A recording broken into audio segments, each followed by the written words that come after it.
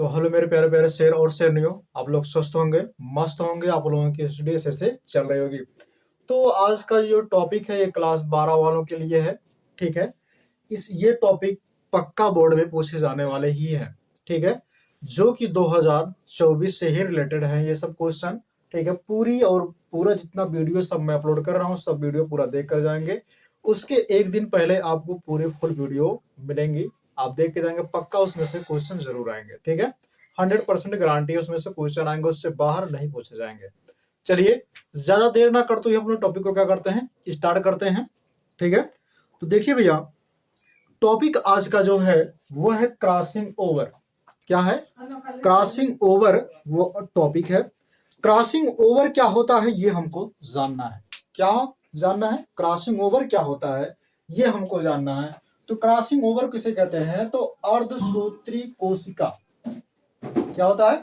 अर्धसूत्री कोशिका विभाजन की, ठीक है, पूर्व अवस्था प्रथम के अंतर्गत, पूर्व अवस्था प्रथम के अंतर्गत, ठीक है, पैकिटीन उप अवस्था, पैकिटीन उप अवस्था टेट्रा वैलेंट, ठीक है, टेट्रा वैलेंट में समजात गुणसूत्रों या क्रोमेटिड, समजात गुणसूत्रों या क्रोमेटिड के मध्य प्रतिकर्षण के फलस्वरूप, प्रतिकर्षण के फलस्वरूप, ठीक है, काई एजमेंटा, क्या?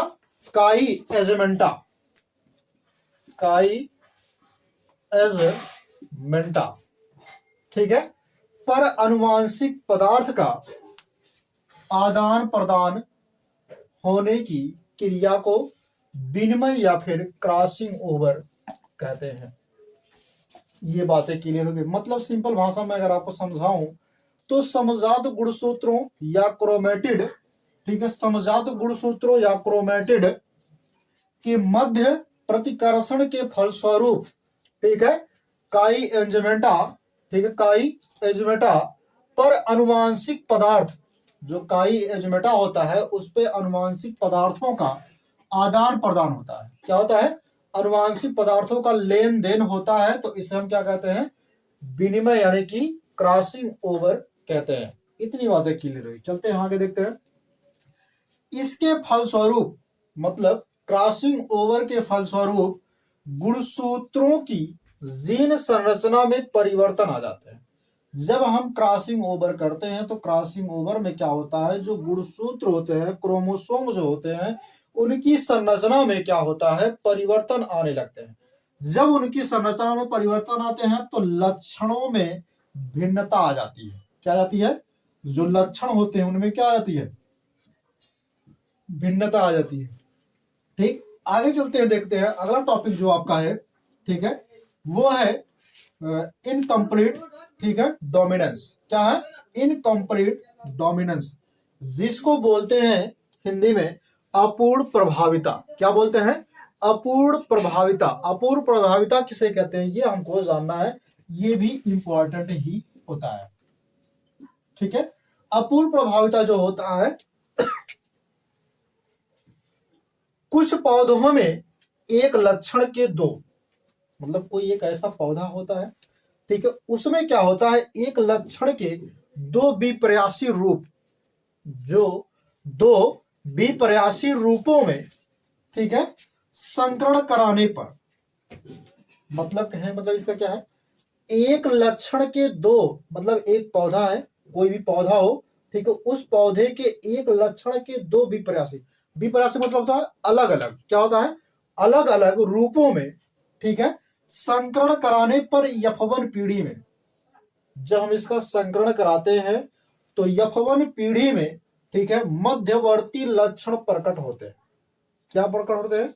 मध्यवर्ती लक्षण, यानी कि मध्य वाला जो लक्षण होता है, यानी कि अगर 3 पीढ़ियां हैं तो आगे वाली पीढ़ियां छोड़ करके और पीछे वाली पीढ़ियां छोड़ करके बीच वाली जो पीढ़ियां होंगी उसे कहेंगे मध्य लक्षण प्रकट होता है।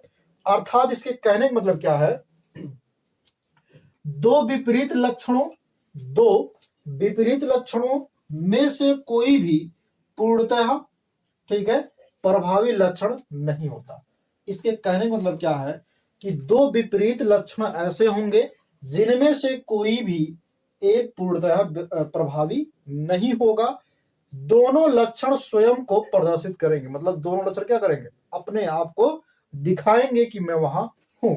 ठीक है, इस विशिष्टता को, ठीक है, अपूर्ण प्रभाविता कहते हैं। इस विशिष्टता को क्या कहते हैं, अपूर्ण प्रभाविता कहते हैं। इसकी खोज, ठीक है, कार्ल कोरेंस ने, ठीक है, कार्ल कोरेंस ने 1903 में किया था। ठीक है, अपूर्ण प्रभाविता की खोज, ठीक है, कार्ल कोरेंस ने 1903 ईस्वी में किया था। ठीक है, अब हम समझते हैं कि अपूर्ण प्रभाविता, इसके कहने का मतलब क्या है, इसको हम थोड़ा समझ लेते हैं। ठीक है,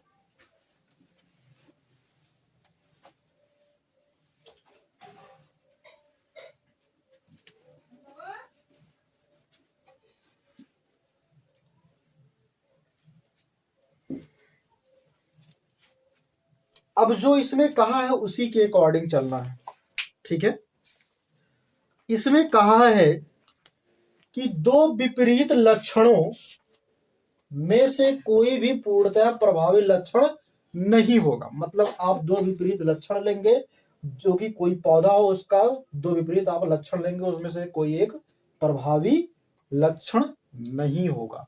इसके कहने मतलब यानी कि अगर हम रेड क्या नाम है, रेड फ्लावर लेते हैं, क्या लेते हैं, रेड फ्लावर लेते हैं और व्हाइट फ्लावर लेते हैं, क्या लेते हैं, रेड फ्लावर और व्हाइट फ्लावर लेते हैं, तो रेड को हम किससे कर देते हैं, आर से कर देते हैं, और ये भी हम क्या कर देते हैं, इसका छोटा रूप लेंगे। कौन सा लेंगे, इसका छोटा वाला रूप लेंगे, यानी कि आर आर।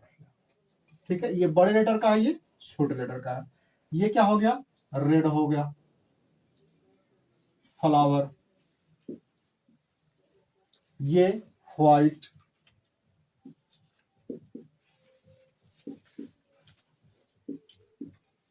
ठीक, अब क्या करना है, अब जब इससे हम क्रॉस कराते हैं, क्या कराते हैं, क्रॉस कराते हैं, तो इसमें क्या बनता है, इसमें पिंक फ्लावर बनता है। क्या बनता है, पिंक फ्लावर बनते हैं।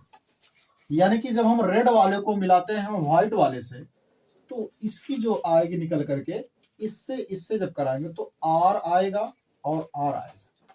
इस वाले को कहेंगे पिंक, पिंक फ्लावर। क्या बोलेंगे, पिंक फ्लावर। ये पिंक फ्लावर जो आया है, इसको आपको निकालना कैसे, इसमें जीनोटाइप अगर फिनोटाइप निकालना चाहे तो निकाल दीजिएगा। ये होगा आपका F1 पीढ़ी। क्या होगा, F1 पीढ़ी होगा। अब F2 पीढ़ी निकालने के लिए आपको क्या करना पड़ेगा, ये दो है, दो अक्षर हो रहे हैं, इसका आप दो हो रहे हैं ना, तो दो का आप वर्ग कर दीजिए। जब दो का वर्ग करेंगे तो आएगा 4। कितना आएगा, 4 आएगा।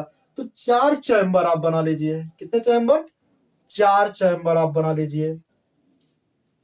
बन गया 4 चैम्बर। ठीक, अब क्या करना है, इसी के अकॉर्डिंग इसको लिख लीजिए, आर हो गया, आर हो गया। ठीक है, इस तरह से आप लिख लीजिए। अब इसको इस तरह से लिखे तो इधर भी लिख लीजिए, आर आर हो गया। ठीक, क्लियर हो गया। जब आप इस वाले का गुणा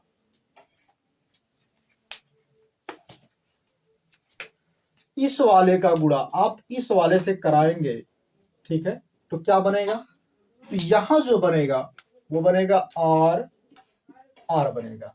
क्लियर हो गया। फिर इस वाले का गुणा हम इस वाले से कराते हैं। ठीक है, यानी कि इसकी गुणा हम इस वाले से करा देते हैं, तो बनेगा आर आर बन, छोटा वाला आर बना। फिर हम क्या करते हैं, इस वाले की गुणा इस वाले से जब हम कराते हैं तो आर बना बड़ा वाला और छोटा वाला आर। फिर इस वाले से गुणा कराते हैं तो आर आर बन रहा है।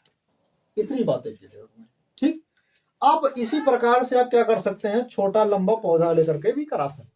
ठीक है, लेकिन हमने यहाँ पे फ्लावर करके ले लिया।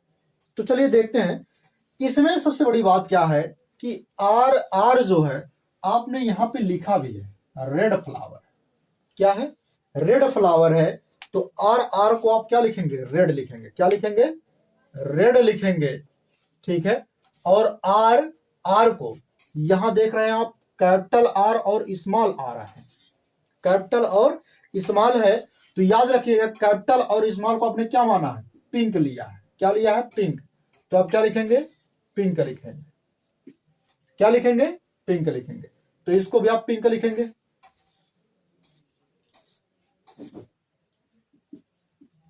ठीक। अब आर आ रहा है, इसको आपने क्या मांगना? व्हाइट। क्लियर हो गया? व्हाइट आपने माना नहीं कि सफेद वाला माना है।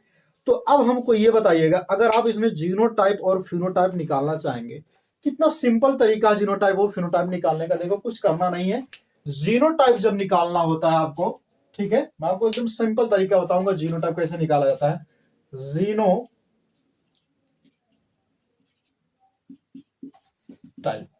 जीनोटाइप देखो कैसे निकालना है। ये आपका आर है, ठीक है। जीनोटाइप मतलब जो एकदम हूबहू मिले। जीनोटाइप का मतलब जो हूबहू मिले।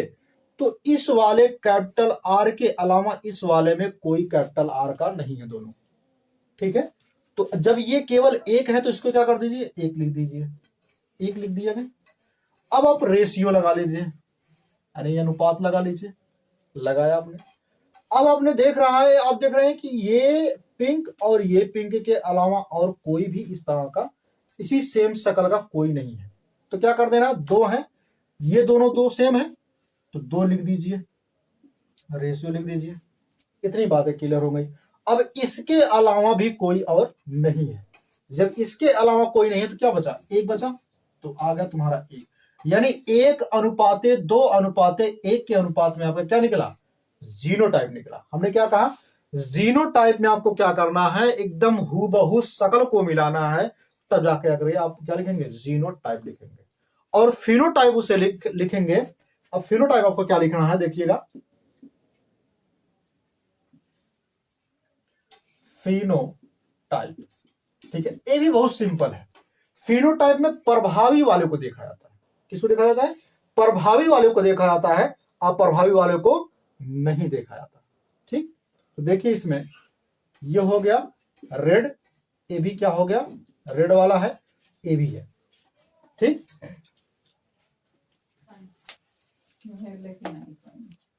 समझा?